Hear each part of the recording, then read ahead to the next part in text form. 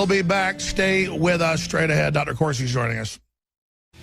Well, Dr. Jerome Corsi is joining us. He is is it two-time or three-time #1 New York Times bestseller? And he has the new book out, Always Definitive, Partners in Crime. If there's somebody writing the reality-based narrative in so many elections, it is Dr. Corsi. They fear this man as much as they probably fear somebody like Matt Drudge. And that's hard company to keep. I don't think there's probably anybody in that fraternity. But Jerome R. Corsi, Ph.D., really an expert on the economy. I want to ask him just selfishly, separately, about the Germans clearing the store shelves. Government says get ready for civil emergency. That was last Friday, got almost no coverage. That was a government announcement. What's happening with all these Soros emails coming out? Worse than I even thought about the UN taking over the internet. Now it happens next month.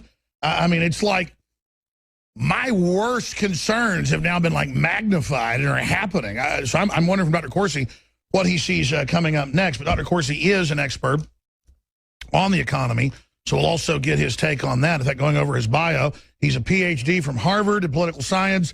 He is currently a senior staff reporter at WorldNet Daily, where he works as an investigative reporter, WND.com. He's an expert on political violence and terrorism and worked as a consultant in a lot of clandestine areas.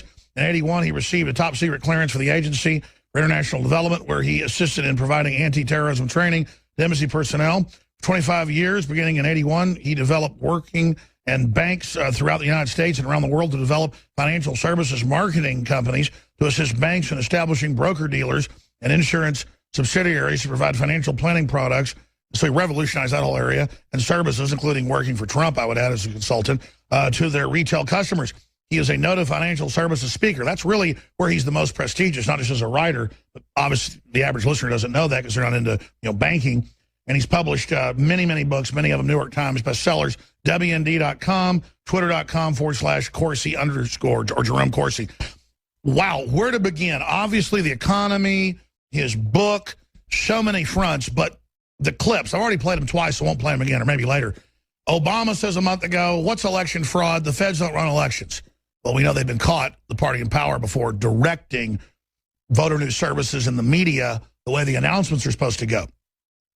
But now Homeland Security and Jay Johnson are announcing special executive action to defend the infrastructure and come in and, quote, protect it. And as Roger Stone said a month ago, watch if Homeland Security comes in to protect the machines. That's the fix. It's like prophecy. It's happening. So this is simply over the top.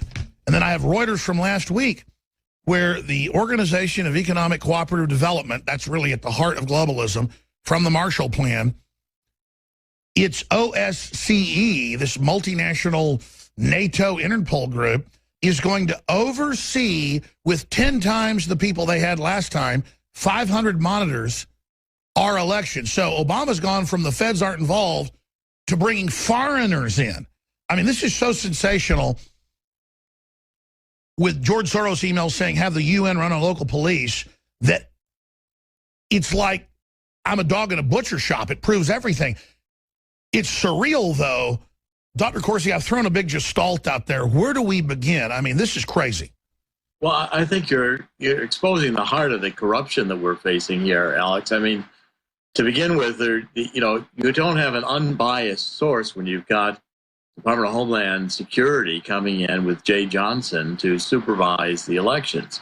I mean, it's like saying the IRS is an unbiased source when it won't give out any 501c3s to conservative groups, or that the Department of Justice is unbiased when it won't prosecute Hillary Clinton, even though it's clear that Hillary Clinton is extremely careless with her classified emails as Secretary of State. I mean, this bias of the corrupt Obama administration and the corrupt Clinton administration, I think, has got to be frightening. But, Alex, you've got the globalists scared to death of Donald Trump, and they're running as fast as they can to get to the finish line, to put in global government and to eliminate fundamental freedoms Americans experience under the Constitution as fast as they can. Let me ask you this. Obviously, you've got a lot of really high-level contacts. When they have no fewer than 20-plus articles last month in The Economist, the Financial Times of London, the Washington Post, the New York Times, the Atlantic Monthly, all the globalist organs saying Globalism with Brexit is in deep trouble. If one more domino falls, if Hillary doesn't win, we're done. Red level panic, do anything, get her in. I mean, it seems like they're in a panic. Is that a put on, or why are they acting suddenly so scared? Well, I think, Alex, globalists are scared. I think finally people are waking up. I mean, you've done a tremendous job of getting the message out. Well, don't get me. You've done the job really documenting it for decades. We've all been fighting this battle to get the people of the United States and around the world to realize that one world government is enslavement. It's enslavement by the transnational corporate structure and their power brokers in both the Democratic and Republican Party, to force the United States into a European Union. You're also going to see tremendous articles and pressure about Obama panicking that he's not going to be able to get this trans-Pacific. That's what they're saying. They admit TPP's in deep doo-doo. Deep trouble. And, what the Brexit, I think, shows is that despite the elites, despite the Paul Ryan and McConnell's, with the charade of the Republican Party as a conservative party, which at its core it is not, they're worried to death that they're going to lose control over the populations which dare to vote against the Brexit. And we're seeing the same thing now, the drum roll, Trump is going to lose, give up, don't vote. It's all over. Hillary's already won. I mean, Tokyo Rose stuff. Exactly, precisely. All propaganda, all aimed at discouraging those of us who know that the populism that's building around the world is a pushback against the enslavement. So let me ask you this then, as one of the architects of defeating this over 40 years, and as you told us, no, Trump's for real. I've been talking to him for 40 years. He knows everything we know and more. He's obviously anti-New World Order. It's why they're crapping their pants. Americanism, not globalism, will be our credo. I see them losing either way. If they steal it, they lose. Authoritarianism won't prop this up in what's left of our open society. Their whole program relies on stealth, as their own documents from BAMP Canada that you put out and others put out show. So what do they do? I mean, I don't want to be overconfident here, but it does seem that the tide has really shifted. The tables have turned. Well, I mean, I expect a massive, violent kind of effort before this is over. I mean, there's going to be either a war, there'll be an assassination attempt, there'll be some, thing to frighten the American people into thinking the only way we can survive as a nation is if we let the Department of Homeland Security, the Department of Justice, and the IRS rule the nation. And they will rule it not for justice. They're going to rule it for the Clinton elite, for the Obama elite, for the elite in the GOP as well. Believe me, the GOP and the Democratic Party are not two parties. They are two wings of the same party. And that's what Donald Trump is. Donald Trump is the real deal. I've known Donald Trump. I've talked to him. He truly does believe in America. I've been on the phone with you before when you had to get off like 10 years ago when Donald Trump was calling up. Like, yes, I got to go. Donald Trump's calling up. Right. So. I remember that too.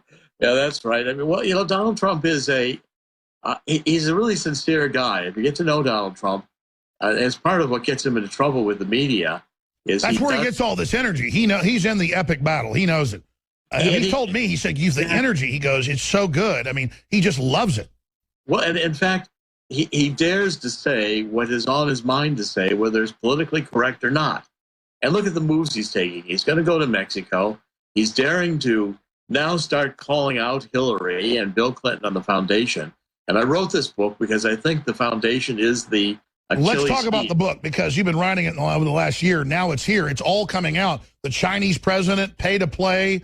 I mean, this is incredible. If somebody doesn't indict her, it seems like the sky's the limit, because other people are going to be involved in espionage and say, hey, you did nothing to Hillary. Well, and I wrote the book to point out that the crime here is not just pay to play, but it's enormous. Enormous is using a foundation for personal gain. And anyone who's contributed $1 to the foundation can go to a state attorney general, and at that state attorney general, file a criminal complaint against the Clinton administration. And doesn't Trump have standing, because he got bullied into giving money to it too? Trump contributed. Trump has standing to go to the New York Attorney General. Good luck getting the New York Attorney General to pay any attention.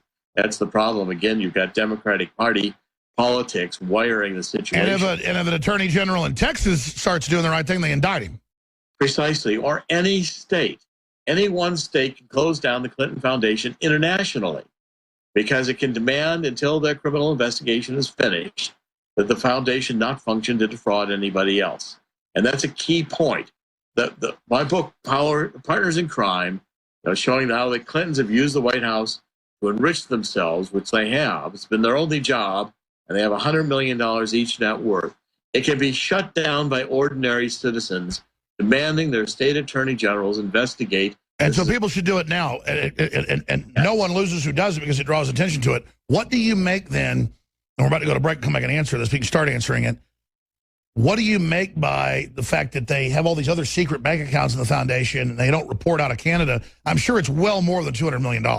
Oh, and also pass-through accounts with secret shell corporations, WJC. Because that's what you're an expert on is banking. So when we come back with Dr. Jerome Corsi, we're going to talk about, look, if they brought in $6-7 billion at the foundation and $69 billion in their global initiative, and I mean, we're not talking about $200 million here. These are people that stole George Washington's China. I mean, these are the white trash of the white trash. They are the creme de la creme. They were brought into power by people that wore white, pointy sheet head outfits. I mean, these people are jokes. We have, obviously, David Knight hosting the 4th hour today, Nightly News tonight, 7 o'clock Central. This is a short segment, long segment, coming up here in a moment. I'm having trouble describing how crazy all this has gotten. I mean, again, the new WikiLeaks, the new DC leaks, Hillary selling access to the Chinese president. I didn't even think of that. She is so amoral. She's just selling to anybody. It's all massive felonies. And Dr. Jerome Corsi is an expert, not just on the banking, but on the federal laws. His new book, Partners in Crime, is now on sale at Amazon, you name it. Get it at bookstores. Very important, this book. Go to the very, very top. We're going to talk about the book more in the next segment. But continuing, Dr. Corsi, and folks can also follow you there on Twitter. We've got that up on screen for TV viewers. You were interrupted by the break getting into the types of crimes they're committing, all these banking laws. I mean, I've talked to lawyers. If I set up some legal foreign shell corporation and try to put a little bit of money in there to avoid taxes, they'll probably come after me even though I'm following the law. It looks like the Clintons are just engaged in whatever they want. It's wild. You're exactly right, Alex. And what they've done, the Clintons have also set up these shell corporations. They've got WJC, which is Bill Clinton's initials, WJC LLC and WJC Investments. And both of these two companies function to just pass money through. You couldn't even tell where the money came from or where it's going, because these bank accounts are what money launderers and drug cartels. The Clintons are using the same vehicles for the Clinton Foundation. They're using classic money laundering strategies. Yes, classic. In fact, these would be immediately suspect under any banking laws. Isn't this the red flag of red flags?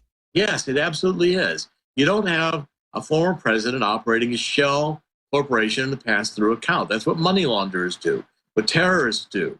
And then they've got money coming in through lookalike corporations. They have a Clinton Foundation in Canada. They've got a Clinton Foundation in Ireland. And often these are not even registered. I mean, the Clinton Foundation only got a determination letter initially to build the library. The Clinton Foundation decided that it was going to raise money for AIDS. It decided it was going to go into all these other structures. I can't see how the Clinton Global Initiative is a charity at all. You know, the money contributed to it, the philanthropy, gifts, and awards, these are very So rare. here's the bottom line. It's one of the biggest criminal operations ever in our face. A, why do they think they can get away with it? B, will they? I mean, where does this go? Well, I think, I first got onto this with Charles Ortel, who's a good friend and one of the top financial analysts in New York on Wall Street. And Charles said to me, you've got to look at the audited financial statements filed with the Clinton Foundation because they're absolutely fraudulent. They list gross sums, the amount of money that came into they don't say where it came from. They don't account for the speeches. We have no idea where the speech money was paid for. If you or I did this, we would be indicted within, what, 6 months? Oh, sooner. I mean, this is so patently obvious. Money disappears. The money that the United Nations in Geneva says they give to the Clintons for AIDS is different every year than the amount of money the Clintons report. I mean, the financials don't even reconcile. Why are they so arrogant? What does it show about their brains that they would do? These are the kind of financials that are criminal files. These are the financials that you use to hide money. Just like a pass-through account is a giveaway that you're trying. That's how I caught. I did the initial reporting on HSB.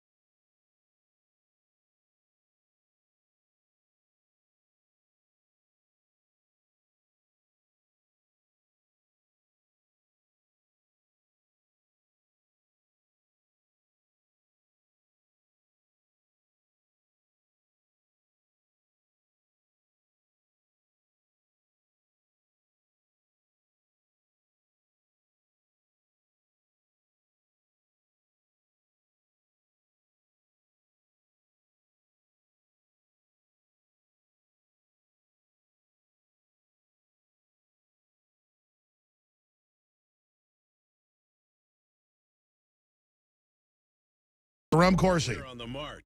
Dr. Jerome Corsi is our guest. There'll be a jam-packed fourth hour, obviously, with David Knight today. Got a lot of news I want to cover with Dr. Corsi and some phone calls I want to take, obviously, with your questions for him.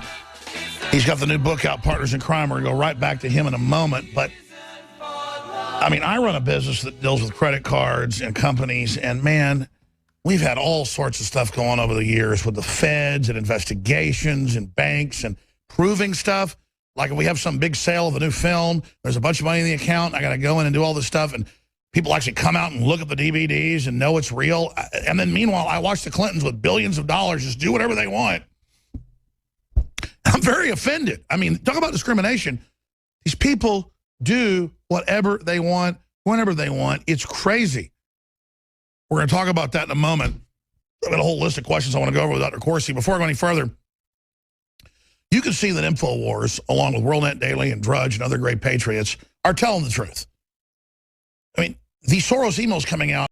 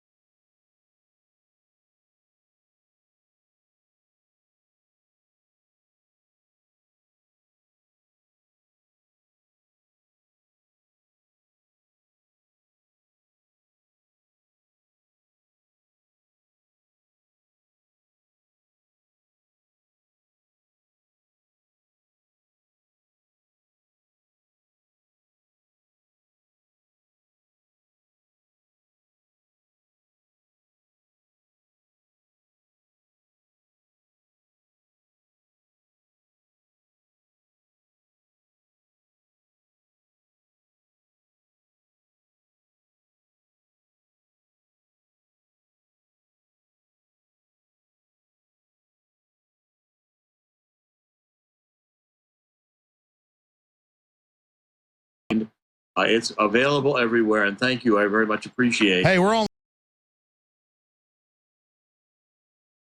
from Mexico. Trump's set to meet in the next 30 minutes with the Mexican president, which I think is a great move. Just like going to New Orleans was when Hillary wouldn't. Alex in Mexico, you're on the air with Dr. Jerome Corsi. Go ahead. Hello, guys. Good afternoon. Well, first, let me say really quick that Soros-owned Mexican media is going absolutely nuts, and they're accusing the Mexican president of helping Donald Trump. So I would have to ask you, why would the Mexican government invite Donald Trump? I was about to say, Fox says you're not welcome here because he's a globalist selling Mexico out. Mexico's always been better than other Latin American countries about not selling its sovereignty. Under the NAU, it ends. And that's what I would be. I was Trump, I'd tell the Mexican people, hey, my country's mine, yours is yours. We can work together, but we're being conquered by globalists. That's a great point, Dr. Corsi. Why did the Mexican president say 2 weeks ago, I would meet with Trump, and now Trump ran down there in a very honorable, respectful way? Well, I suspect that we better have double the security when Trump is down there. Oh, they admit the cartels are coming after him. And secondly, I think that, Donald Trump, the Mexican government may think they can embarrass Trump or that they can pull some stunt that will make Trump look bad. And I'm sure the New York Times, which, by the way, is owned by Carlos Slim. Who runs Mexico. Carlos Slim is in business with Soros. He's in business with the Clinton Foundation. Sure, but I mean, maybe they are Trump, but maybe they're hedging their bets because they know he's the guy. No, I don't. I think the main plan is to embarrass Trump and make him bad. Have a narrative come out of this that they can. Oh, like he was hated in Mexico. Look at this pathetic pig. But everybody sees the courage to go down there. Well, and I think that's what he's walking into a trap. Trump is communicating beyond the media. That's what scares the media so much. The New York Times knows it's losing its impact. The Wall Street Journal even is losing its And that's impact. why they're so scared of him. I was asking, why are they so scared of Trump? I've never seen anyone there they're 50 times more scared of him than anybody I've ever seen. Well, they've almost won. They got Glenn Beck. Soros paid to get Glenn Beck, attack the advertisers, get him off. Sure, Beck rolled over. Pat Buchanan. I mean, the list goes on and on. They've gotten the conservatives. Oh, they've told me if I don't roll over, it's over. And I just said, pull the trigger. Fox. I haven't done a single thing, not one interview with this book on Fox. Fox is boycotting. No, I know. That's how you know we're 2 minutes to midnight. They are shutting everything down, my friend. It's great to be here at the end with you, being honorable, isn't it? Well, look, I think, Alex, we're going to win because I just can't believe that, this great nation is going to roll over and let these globalists steal our freedoms and enslave us. Fundamentally, the American people, I think, are out there and waking up. They're looking around. They're realizing they can't, they're paycheck to paycheck and don't even know they're going to keep their house. Exactly. And look how presidential Trump is. I mean, this guy is, I got to say, he's amazing. Well, and Trump is seriously he has created jobs. Latinos look, African Americans look. Trump has employed more African Americans and more Latinos. He's done more for the minorities in this country. That's why Jesse Jackson gave him that award 20 years ago. Than all the Democratic candidates put together. Hillary doesn't employ, African Americans. She's not deploying Hispanics. Hillary, absolutely. Alex, have a quick comeback from Mexico with Dr. Corsi. Go ahead, quick comeback.